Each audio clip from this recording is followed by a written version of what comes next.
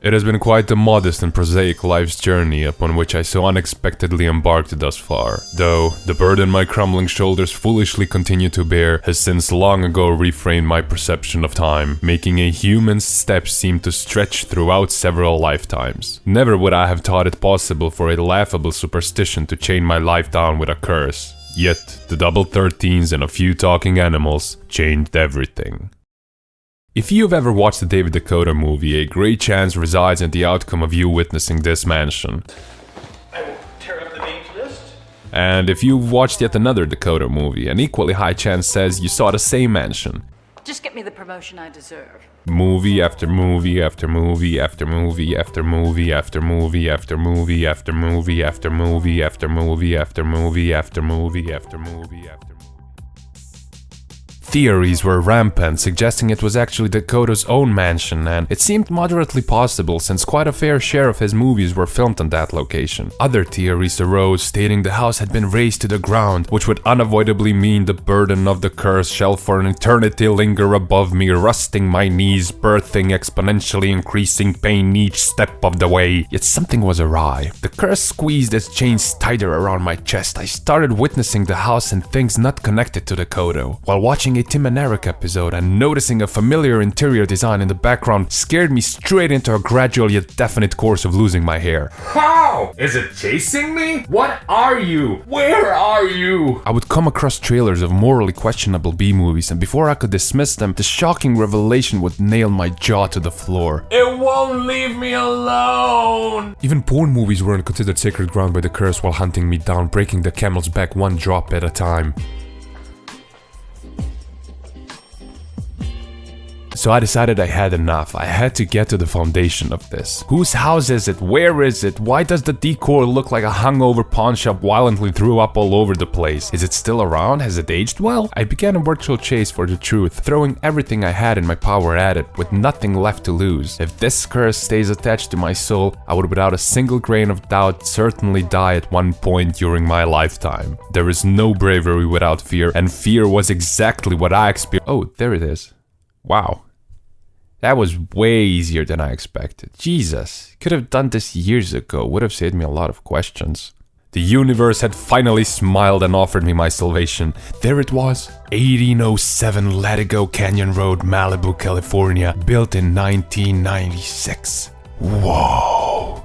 My white whale finally showed itself. My heart was hammering profusely against the bearing walls of my chest, and the rhythm reminiscing of galley slave rowers below deck as my tongue flickered through the air, pronouncing the address with the sharpness of a harpoon's head. My breath furious yet excited, my eyes squinting but fully aware. I then leaped majestically onto the list of residents, chief amongst them being a director, John Hoffman, founder of Workaround Films, a movie company registered at the mansion's location, and the provider of the mansion's location as a film set to interested parties ranging from porn movies to low-budget internet web shows. Subsequent digging revealed me a Mark S. Kranz, who currently resides on the location. Ha! You may ask. Well, Ange, why the fuck would we care about Marky here? Well, both of my devoted viewers, I so happen to have stumbled upon Mark's reputation estimate on mylife.com, which showed me he, according to the site, had somewhat of a criminal record. And by somewhat, I mean he served time in 1986 because he pleaded guilty for fraud and perjury. He also altered his business records to publicly present some drug money he made as the byproduct of a rare gold coin transaction. He laundered cocaine money by converting it into checks drawn on his coin shop. Coins? What the fuck do coins have to do with the DeCoteau movies? I'll tell ya what! Kranz was considered to be a genius as a kid, dropped out of 10th grade because he was autistic for rare gold coins, opened up a shop, traveled around the US a bit, and would make around $1,000 a week at the age of 16. Now, let us introduce Tom No. Who the fuck is Tom? Well, shut the fuck up and I'll tell ya. Tom is a Republican snake whose parole was denied on May 10, 2019. Oh yes, he's in prison now, because on September 12, 2006, Tom was sentenced to 27 months in federal prison for laundering money using the re-election campaign of President Bush. Fast rewind to the late 90s. In 1998, Tom hired Mark to manage Visionary Rare Coins, one of Tom's state-funded subsidiaries to his vintage coins and collectibles firm. So over the next few years, maybe or maybe not a few fairly valuable rare gold coins got lost by Tom and Mark, and maybe or maybe not they took $50 million of investment money from the state of Ohio for Tom's Coin Company and use it on their own hedonistic sessions, and after a federal investigation began, only 13 million may or may not have been recovered, for all of which the media oh so cleverly coined the term Coingate. So, as a result, on November 20th, 2006, Tom was sentenced to 18 years in state prison and had to pay lots and lots and lots of money.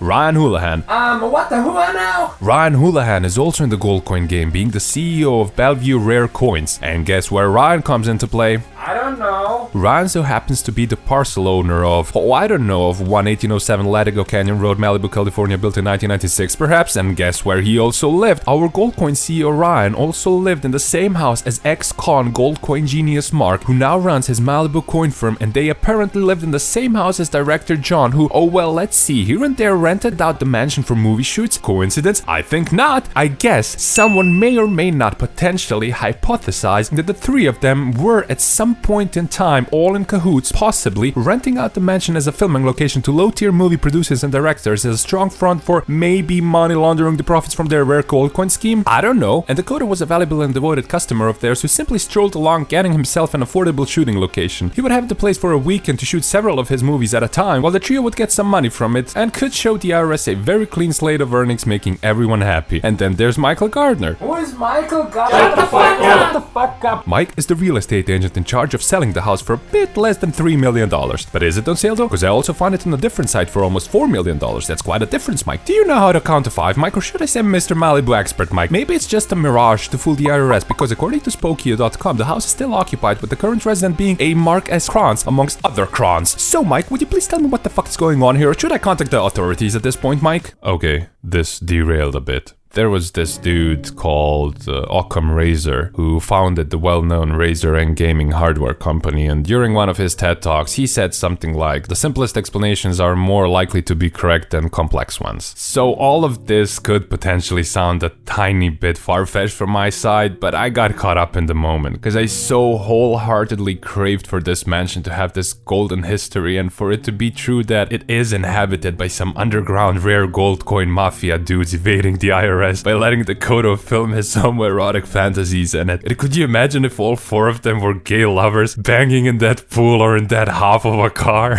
I would have been beyond ecstatic. But in all of these fantasy numbers I got caught up while doing research. I forgot what actually got me into this. It's the house with the most absurd interior decoration I've ever witnessed, shamelessly featured time and time again in some of the most absurd movies I have ever watched. And that's fine. That's absolutely enough. That's just a weird-ass house, no matter its history, and it's brilliant. Because as I was going through the current images of what now looks like a cold and sterile house for people without souls or joy in their lives, Or the fucking gold coin mafia? a sense of nostalgia and longing still persisted within my chest. Finding the location of the mysterious mansion and lifting the secretive veil from it didn't lift any curse at all. It lifted but the mere initial intrigue around it. I did uncover some shady owners of it, yeah, but whilst venturing into this whole quasi-investigative journalism session, I, for a brief moment, forgot that the foggy conundrum surrounding the mansion was actually what made it stand out to me in the first place. What gave it life, some character, and somewhat of meaning. Well, actually, it was most definitely the decor bought and arranged by a bunch of ADHD toddlers high on sugar and PCP that made the mansion intriguing, but hey, I'm trying to sound all wise and sentimental and shit. It were the puzzling bits of introductory confusion and laughter upon my first encounters with some of DeCoteau's movies shot in the mansion that made me marvel at this disastrous housing brain teaser. Knowing it now as yet another luxurious mansion in California that can be found as part of active listings on Mike's real estate site just doesn't quite serve as fertile kindling for the enigmatic fire which it so fiercely would light during the past few years. So in order to preserve what memory I had left of 1807 Latigo Canyon Road, Malibu, California mansion built in 1996, while it was still known to me simply as the potential DeCoteau house, I decided to try and find as many of the things shot in it and watch them. And while I'm fully aware that this task will also inevitably result with me dying at one point in my life, it is what the 3 years younger me would have wanted. To cherish and preserve the past, and not just to insolently throw it away by demystifying the parts about it that made it enjoyable. And it is, after all, my humble way of honoring DeCoteau's 1313 and Talking Animals legacy.